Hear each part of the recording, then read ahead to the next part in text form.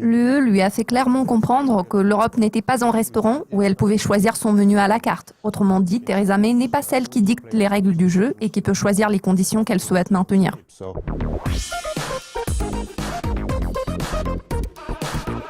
Yohan Mark, bonjour, merci d'être avec nous aujourd'hui. Passons directement au vif du sujet. Le président américain Donald Trump sera-t-il en mesure de tenir ses promesses électorales, à votre avis ?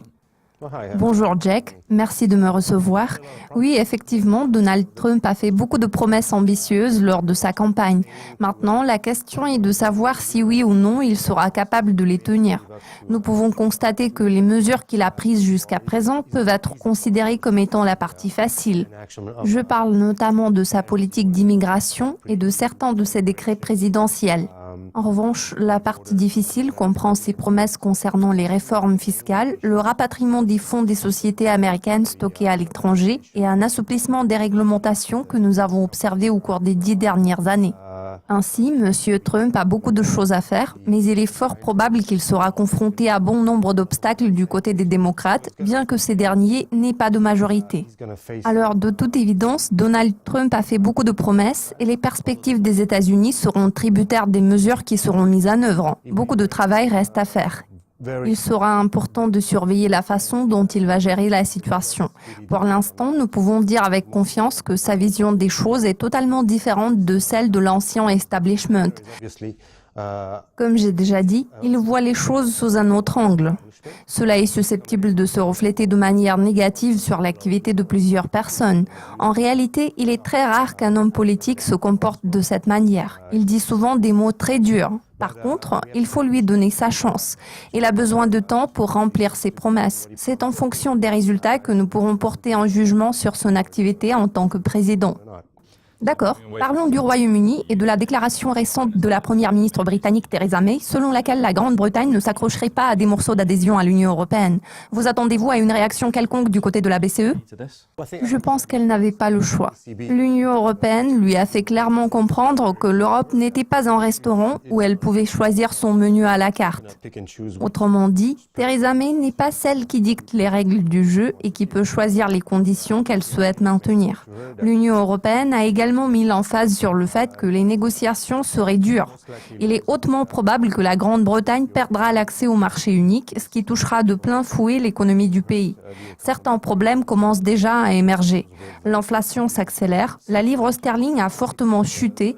Par conséquent, Theresa May marche sur une corde raide puisque l'Union européenne est un adversaire fort et puissant qui ne veut pas créer de précédent. C'est pour cette raison que la Grande-Bretagne a peu de chances de conclure un accord bénéfique avec l'UE. Le processus s'annonce assez long.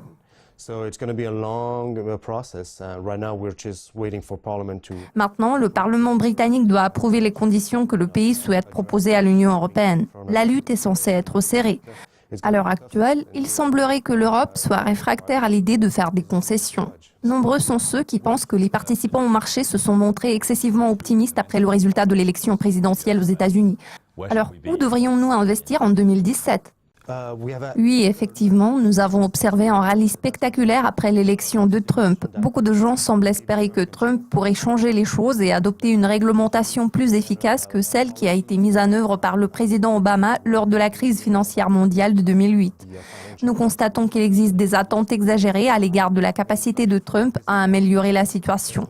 N'oublions pas que la mondialisation est à l'origine de plusieurs problèmes, tels que les pertes d'emplois, etc. En revanche, le commerce affiche une dynamique positive. Les premières mesures adoptées par Trump ont été protectionnistes, ce qui n'est pas très bien d'un point de vue diplomatique. Il risque de se retrouver dans une situation délicate sur l'arène internationale. Bien sûr, s'il parvient à réduire les impôts sur les entreprises, à faire revenir les capitaux et à améliorer la réglementation, ce sera un développement très positif. Pour ce qui est des investissements, je dirais que cette année, les actions représentent le plus d'intérêt. Elles ont affiché un bon rallye après la victoire de Trump et il se peut que nous voyions une consolidation qui pourrait durer quelques mois avant que la situation ne se normalise. Si Donald Trump réussit réussit à mettre en œuvre des changements favorables à l'économie, les actions des sociétés américaines regagneront de l'attrait aux yeux des investisseurs. Cela va de même pour les actions des sociétés européennes. L'économie européenne est en train de se redresser après la crise, mais à un rythme plus lent que l'économie américaine. Il n'en reste pas moins qu'il existe toujours des opportunités intéressantes en Europe. À mon avis, il est assez dangereux d'investir dans des titres à revenus fixes en ce moment, vu que les politiques actuelles menées aux États-Unis sont principalement axées sur l'inflation. Aujourd'hui, une accélération de l'inflation est particulièrement visible dans le secteur des matières premières. En l'occurrence, si les salaires progressent, l'inflation se reflètera de manière négative sur cette classe d'actifs. Parallèlement, la Fed se montre prête à relever à nouveau ses taux directeurs. Dans de telles circonstances, les obligations représentent beaucoup de risques.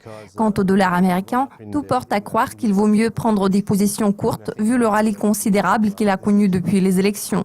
En toute logique, la mise en œuvre des réformes promises par Trump prendra du temps.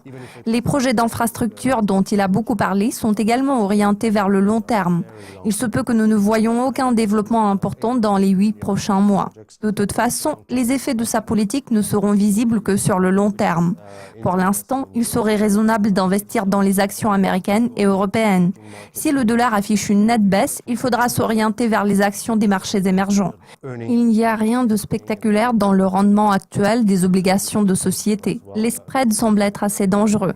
Idem pour les titres à revenus fixes en Europe et aux États-Unis. Nous devrions adopter une attitude attentiste. Vu l'obsession de Trump pour Twitter, il est hautement probable que nous verrons des montagnes russes et une forte volatilité. Bien sûr, la volatilité présente beaucoup d'opportunités pour ceux qui savent la gérer. C'est bien le cas pour nous. Par contre, de nombreux investisseurs à long terme craignent la volatilité. Il faut comprendre que la politique sera extrêmement importante dans un avenir prévisible. Nous n'avons plus qu'à attendre de voir si Donald Trump parviendra à remplir ses promesses de campagne.